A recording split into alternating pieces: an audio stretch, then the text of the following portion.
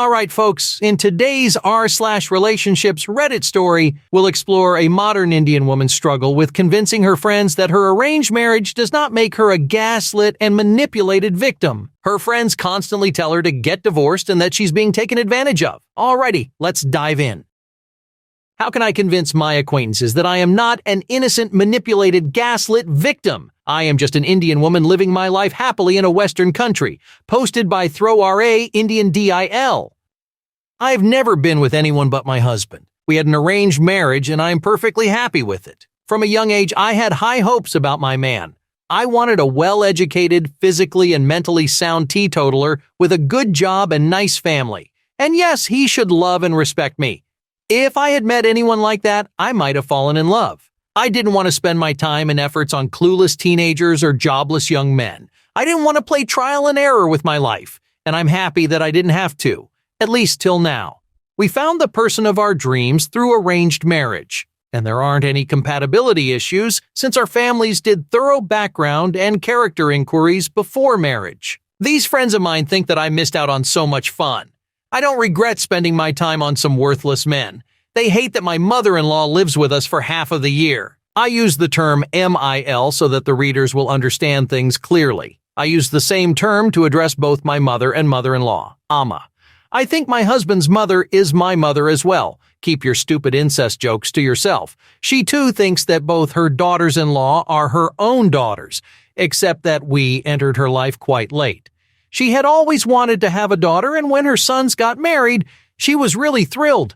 She is more like my best friend or partner in crime than an authority figure. She divides her time between her two sons, and both of us are happy to have her with us. She is a very friendly and kind woman. When she is with us, she helps us with the household tasks and looks after our 18-month-old daughter. When I'm too tired, she manages everything alone.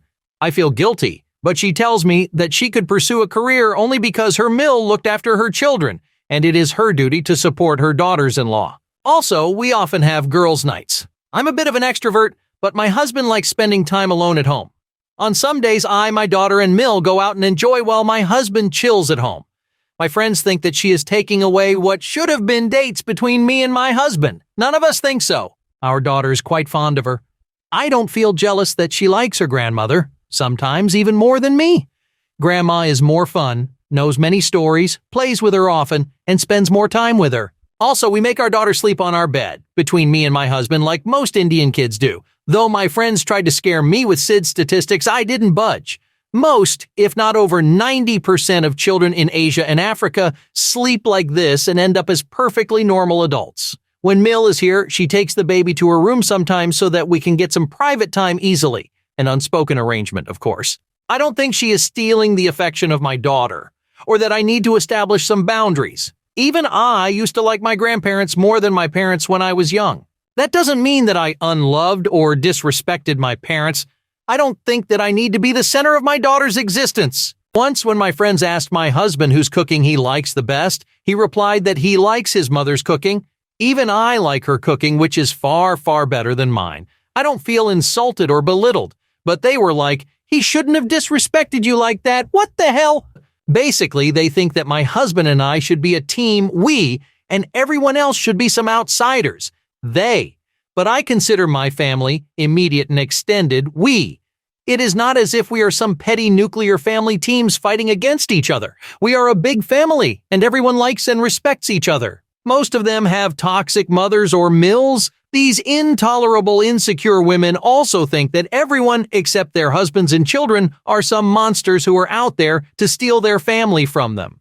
All my family has always been good to me, and my family includes my in-laws too. It is not a bubble. Updates. Why do you encourage bed sharing and co-sleeping? They are so normalized in my culture that there aren't even separate terms like these. We just call it sleeping. Also, when I had the baby, I was not sleep deprived. Had family to help 24/7. I have never had any drugs, cigarettes, or alcohol in my whole life. It was a perfectly normal thing for me. Why do I hang out with these women if I have a happy life? And different variations of it. I am used to being friends with my neighbors. In India, we were like family almost. I knew every Tom, Dick, and Harry in my neighborhood. My father was friends, including his best friend, with the people who used to commute with him on the train. Also, I am used to being a part of different social groups. I don't have to drop one to join the other. How do these acquaintances know so much about me? It is my fault. Since I'm not used to having too much privacy, as I said earlier, I knew a great deal of things about my neighbors and vice versa.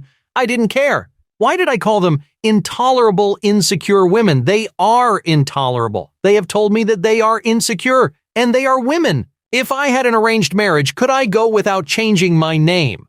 Yes. My grandmother, mother, and mother-in-law have kept their maiden names. So did most of the working women I know. In my family, my grandmother's mill was upset, but things changed. We are from a fairly progressive area in Kerala, so we are able to live according to our convictions. Am I materialistic? Why don't I like jobless young men? I am materialistic because I am not interested in suffering. While I am aware that we often end up suffering due to unforeseen consequences of our actions, I didn't want to make choices that are very likely to cause suffering, especially since better alternatives are available. Why don't I like dating? I don't have anything against people who date. My parents had a love marriage. However, finding someone in the first or second try is very rare.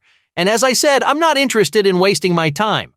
Does it sound condescending? Perhaps it does. I can't help it. Here's a much-needed explanation from u/Gunner3210, which explains the context. But you have to understand the cultural, social, and economic context here.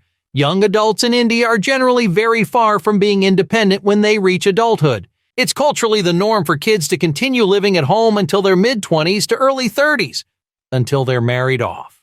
The current generation of parents of these adults, typically in their 50s and 60s, are economically successful, holding well-paying, stable jobs that easily allow them to support their unwed children. As a result, young adults growing up these days predominantly fall into two categories. In the first one, they realize that they need to be independent and start focusing on getting an education, a job, and developing their careers, even though they don't need to at the moment. It's entirely socially acceptable for adults to be supported by their parents.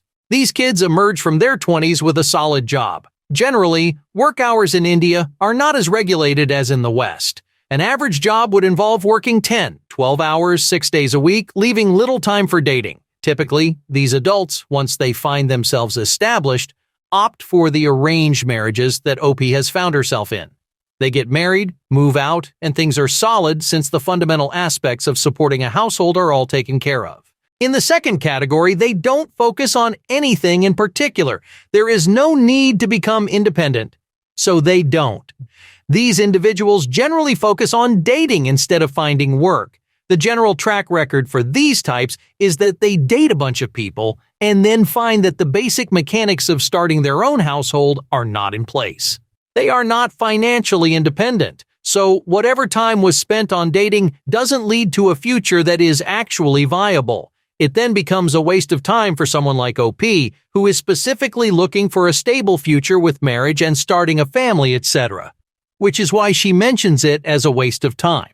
Who takes care of my parents? My brothers. They visit me occasionally. Won't Grandma get bored? She is a trained classical dancer and singer. She pursues her interests when she gets time, and sometimes we get free live entertainment. Wow, an Indian woman living her life happily in a Western country, but friends thinking she's a victim. Oh, the irony. Now here's a family that's flipped the script, making mother-in-law jokes obsolete. Kudos to the mill for being the partner in crime and not the usual suspect. And the bed-sharing tradition, that's called sleeping, folks. But seriously, can we talk about the judgment here? This isn't a tale of manipulation, it's a story of embracing family values. Maybe the so-called friends need to see that love and respect aren't confined to Western ideals. To our protagonist, keep living your life, girl. The world needs more examples of functional families and less nosy neighbors. And to the naysayers, maybe focus less on finding fault and more on finding happiness in others' happiness. Who knows? It might even be contagious. I would say something along the lines of, I appreciate your concern and I know it comes from a good place. However, I am very happy with my life and where I am. I think this may just be a case where our cultural norms are so different that it's hard for us to understand each other's viewpoints. Is there anything specific you'd like to ask me about a certain topic? That should do enough to shut them up. Without being too offensive, hey, while I appreciate your concern, you barely know me or my life. I would appreciate it if you would stop bringing it up just because you don't get it. It's not your choice and my decisions are not yours to make. Well, I think you need to adjust your attitude about these people, just as they need to adjust their attitude towards you. Your life sounds perfectly pleasant, but they weren't raised like that. They shouldn't be pushing for therapy and judging your arranged marriage, which worked out great for you. But you shouldn't be making comments about their lives as if yours is superior. And calling them intolerable, insecure women is just as bad as them treating you like a gaslit, emotionally abused victim. I think both parties could use a perspective adjustment. Barring getting new friends, you need to use the toxic family boundary tactics on your friends. When they bring up the subject, tell them you are very happy, and your husband or mother-in-law are not up for discussion or not an interesting topic to you, and change the subject. Seriously, it's weird you keep saying I am unhappy. Let's talk about something else. How about that new coffee shop in town? You keep doing this when they bring it up. If they insist on talking about it, you end the conversation, get off the phone, leave the group. It might feel rude. It's not. They are the rude ones for pushing your boundaries. You can even point this out as you leave. I told you I am happy and my family and happiness is not up for debate. But you keep pushing this anyway. It's weird that you insist I am unhappy. I think I should go now. See you next time. If they don't get the hint after that, they aren't worth it. Hey, wait. As always, don't forget to like, share, and subscribe. And let me know what you would have done if you were in this situation down in the comments below. Anyways, stay safe out there in that crazy world. Much love. Peace.